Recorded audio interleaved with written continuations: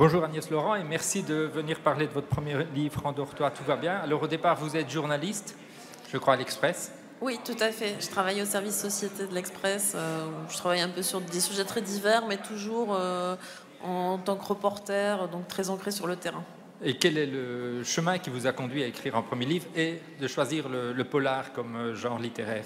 Alors j'en avais très envie depuis longtemps. J'avais des réticences, des résistances, je ne sais pas comment le dire, par rapport à la très grande production littéraire. J'adore lire et donc je me disais qu'est-ce que je vais apporter. Puis un jour j'ai sauté le pas, j'ai suivi des ateliers d'écriture et puis je me suis dit allez je me lance aussi. Et le polar, c'est surtout parce que moi, quand je lis, j'aime qu'il y ait une tension dans le livre. Et par exemple, dans la littérature américaine, ils font ça très très bien, même dans la blanche, dans ce qu'on appelle la littérature blanche. Ils savent nous tenir en haleine. Et donc, j'avais envie de retrouver ça dans mon livre. Mais vous-même, vous lisez beaucoup de polars parce que c'est vrai qu'il existe beaucoup de polars et quand on se lance dans ce genre, on se dit bon, qu'est-ce qu'on va apporter de nouveau? Où va-t-on pouvoir se situer? Vous-même, vous en lisez beaucoup?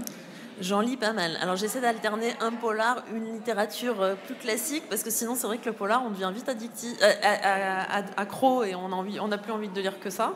Donc voilà, mais oui, j'en lis beaucoup. J'ai lu beaucoup, notamment de polars étrangers, du français aussi plus récemment. Voilà, donc c'est un genre que j'aime beaucoup en fait, parce qu'il dit beaucoup de la société, il dit beaucoup des relations familiales, enfin il dit beaucoup de la vie en fait. Oui, ça, les relations familiales, on va en dire un mot. Alors, votre livre, en fait, commence sur deux mystères. C'est le premier, c'est un accident de voiture. Donc ça, c'est la première page, on ne dévoile rien, d'une femme qui est au volant et qui fait un accident de voiture. Et puis, l'autre mystère, c'est l'arrestation de son mari, tôt matin. En fait, votre livre, c'est la journée qui précède l'accident de voiture, qu'on suit presque demi-heure par demi-heure, minute par minute, pour arriver au moment de l'accident et comprendre en fait ce qui s'est passé. Alors, comment vous est venue l'idée de cette construction? Alors j'avais envie d'une construction très resserrée et d'un rythme très intense. Et c'est vrai que le fait que ça se passe sur une seule journée, avec effectivement des repères d'horaire très précis, ça oblige en fait à être très scandé et à faire avancer l'histoire de manière assez rapide et puis de créer du suspense en fait d'un passage à l'autre. Donc ça m'est venu de là et j'aimais bien le côté on raconte toute une vie en une journée en fait. Et c'est aussi ça l'autre spécificité, c'est la construction du récit du côté de la femme, puisque c'est l'histoire d'un couple. Cette femme, elle est racontée par les gens qu'elle rencontre. Et donc on change de narrateur à chaque fois. Et ça donne par petites bribes, au final, ça donne un portrait complet de cette femme, alors qu'il y a des gens qui la connaissent un tout petit peu. Par exemple, la dame au péage à qui elle paye son péage, ne la connaît pas, mais elle voit cette femme et elle découvre son angoisse. Il y a des gens qui la connaissent beaucoup mieux et petit à petit, on comprend cette femme, ce qui lui arrive, la raison de sa fuite et pourquoi effectivement cet accident à la fin.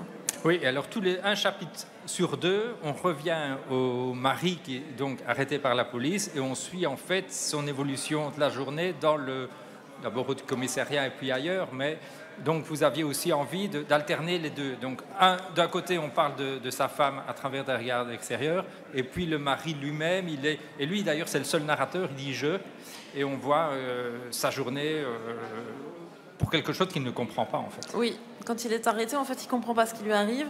Il imagine des raisons professionnelles parce qu'il travaille dans une entreprise et il a employé des gens de manière un peu illégale. Donc il se dit que c'est peut-être à cause de ça qu'il a été arrêté. En fait, il se rend compte aux questions des gendarmes qu'il s'agit de bien autre chose. Et donc effectivement, on le voit cheminer dans cette réflexion et dans la découverte de ce qu'on lui reproche. Oui, d'autant plus que les gendarmes ne veulent rien lui dire. Alors ils lui disent un peu, mais j'ai pris grand soin. Très progressivement quand même. Hein. Et oui, mais même lui, c'est des choses. À un moment, il reçoit son avocat, évidemment. Avec l'avocat, ils savent. Mais j'ai pris soin, évidemment, de ne pas le dévoiler, parce que sinon, ça n'avait plus aucun sens. Donc on doit être à peu près à la moitié du livre, et j'ai encore gardé un peu de suspense sur ce que les gendarmes lui reprochent. Donc effectivement, on va très loin dans le...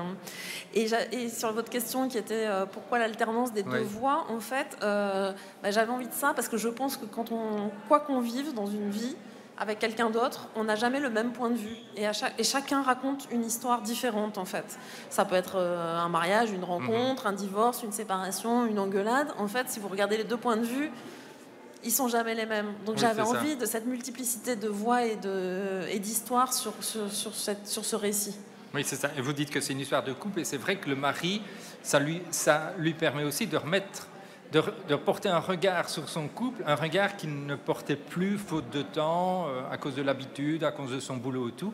Et il se rend compte en fait que son couple ne fonctionne peut-être pas aussi bien que lui pensait qu'il fonctionnait, puisque lui travaille beaucoup, elle non, donc il se dit peut-être qu'elle s'ennuie, etc. Enfin bon, il y a quand même toute une auto-analyse en fait. Oui, tout à fait. Il se rend compte qu'il est passé sans doute à côté de beaucoup de choses. Ça explique aussi le titre du livre, Le rendors-toi, tout va bien, parce que c'est ce qu'elle lui disait, elle, pendant la nuit, mais peut-être il se dit que peut-être il n'aurait pas dû se rendormir, il aurait peut-être dû l'écouter un peu plus, et voilà. Donc, Oui, alors c'est une histoire de couple, mais aussi de famille, parce qu'ils ont 2 petites filles, je dirais 8 et 10 ans, quelque chose comme ça, qui se retrouvent, en fait, et là on ne dévoile rien, parce que dès le départ on voit que la maman s'en va, et laisse les enfants chez elle, qui doivent aller à l'école. L'aîné prend un peu en charge sa cadette qui n'est pas très conciliante.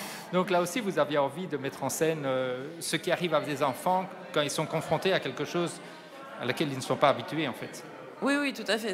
Effectivement, c'est pas que le couple, c'est l'ensemble de la famille. C'est donc ces 2 petites filles, c'est aussi le reste de la famille, les parents de ce couple, les sœurs, les frères. Enfin, tout le monde est embarqué en fait dans cette histoire, et tout le monde en raconte un petit bout et en même temps se trompe sur ce qu'il entend et sur ce qu'il a vu, etc.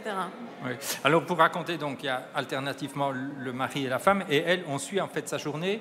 Il y a la voisine, il y a, comme vous dites, le péage, il y a quelqu'un dans un resto-route, enfin une station d'essence. Comment est-ce que vous avez imaginé les différents personnages, aussi une autre mère d'enfant qui la remplace pour une sortie scolaire? Comment est-ce que vous avez imaginé ces personnages en fait?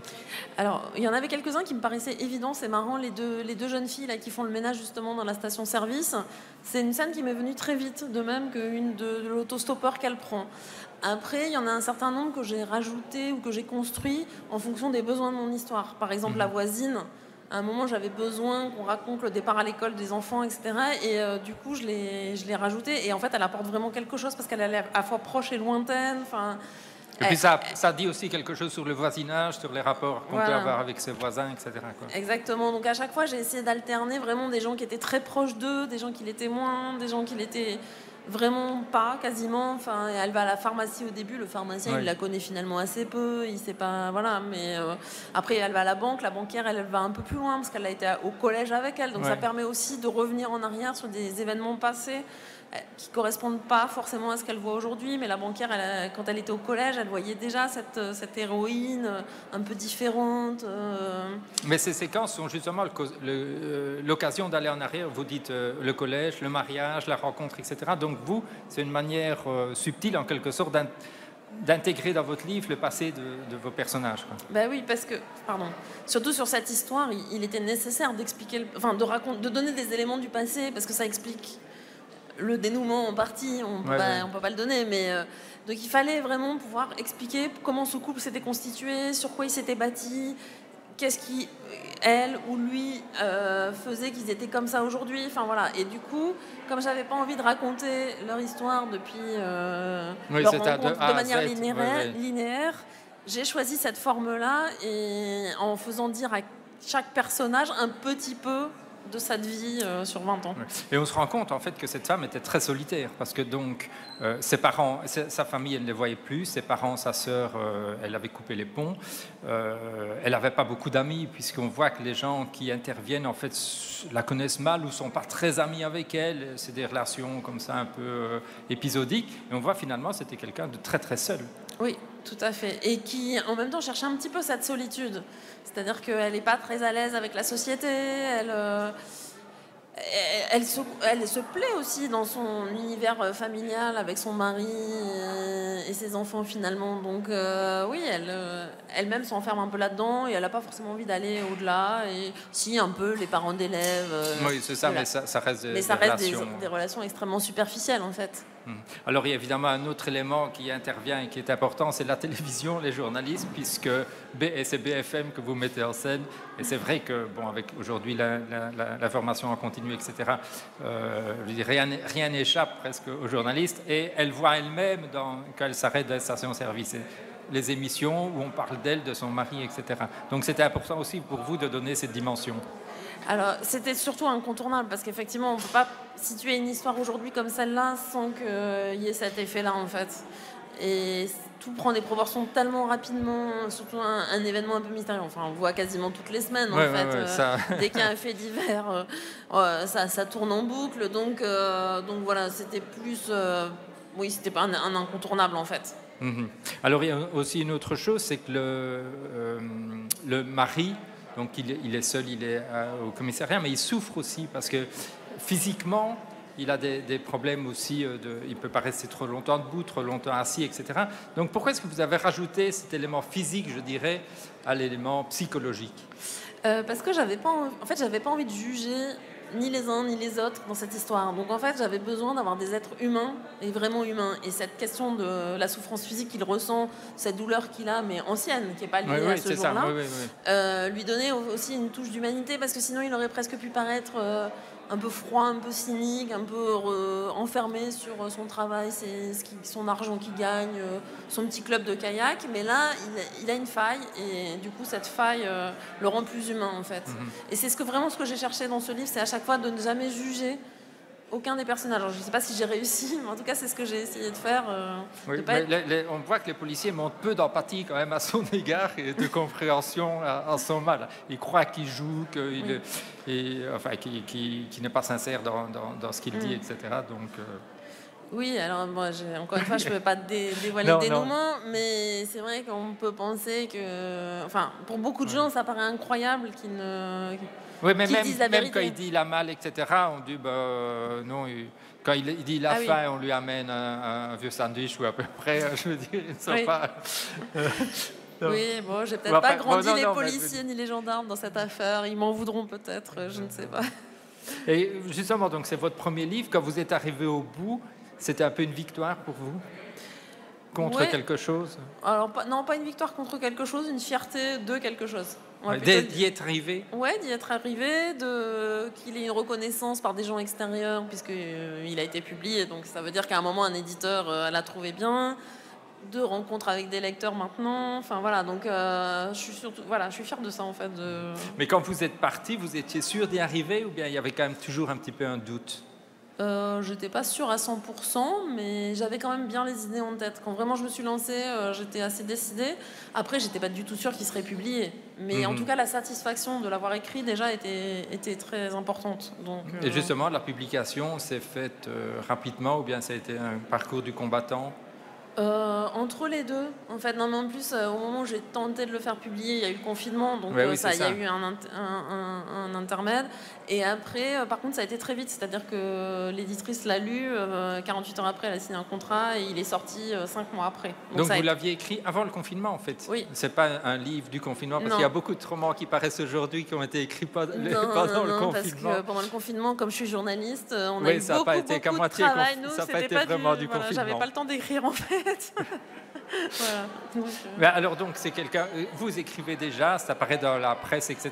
Et voir quelque chose publié dans une librairie, est-ce que c'est un autre regard qu'on a sur son propre travail? C'est totalement différent. Totalement. Pour moi, c'est vraiment... En plus, j'ai une telle admiration. Alors, je dis pas que j'ai pas d'admiration pour les journalistes, hein, mais pour les écrivains et le fait d'arriver à écrire un livre, pour moi, c'est totalement différent. Et puis, être publié dans un journal, ça fait 25 ans que ça m'arrive, sans vous dévoiler mon âge. Ça devient presque banal maintenant. Donc, ça devrait pas, hein, mais ça l'est. Et ça vous a donné l'envie, le besoin, le courage, je ne sais pas, pour écrire autre chose ou bien... Oui, tout à fait. Du coup, ça m'a vraiment donné le plaisir et le goût de l'écriture sur le long cours. Et voilà, après, ce sera publié ou pas, on verra. Mais en tout cas, oui, ça... Et venir en parler comme ça, ici, ou bien avec des lecteurs, etc., c'est quelque chose qui vous semble naturel chez vous? Parce que je me dis que c'est peut-être pas évident non plus de parler de quelque chose qu'on a réalisé.